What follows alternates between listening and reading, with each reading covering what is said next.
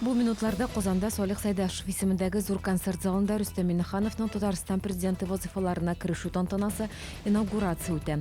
Тантанага 700-дән артык кеше чакырылды. Татарстан Республика президенты сайлаулары 13 сентябрь бердәм тавыш бирү көнендә үткәрелде. Анда Рөстәм Миңнеханов өчен сайлаучыларның 95%-ка якыны тавыш бирде. Мәктәп укучылары да ГТО нормаларын тапшырачак. Сынауны укучылар 1 октябрьдән бирә башлый. Аларны 4 мәктәп базасында оештыру күздә тотыла. ГТО тапшырганчы укучылар һәрберсе медицина тикшерү үтәргә тиеш. Аларны 3 төрле группага бүләчәкләр: төп, әзерлек һәм махсус медицина төркемнәре. Шунсында искәртү мөһим: ГТО нормаларын биргән чыгарылыш сыйныф укучысына бердәм дәүләт имтиханына 10 балл өстәләчәк. Бүген Катырга кагаз комбинатында яңа производство ачылды. Бүгеннән бире дә 2 катлы кагаз җитештерәләр. Бәдрәф кагазлары һәм салфеткалар экологик яктан чиста, алар күп тапкыр эшкәртелгән макулатурадан җитештерелә. Җыеланманы Италия белгечләре урнаштырды. Производствоны ачу тантанасында чит ил кунаклары, шәһәр җитәкчелеге дә катнашты.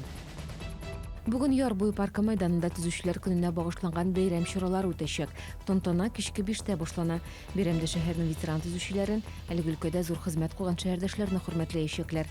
18 сәгатьтә мотошоу, кичке 7-нче яртыда популяр җырчылар Зәйнәп Фәрхетдинова, Зөфәр Билалов, Алина Шарипҗановалар чыгыш ясаячак. 21 сәгатьтә салют. Шәһәрдәшләргә өйгә кайту өчен мәйданнан зур автобуслар җибәреләчәк.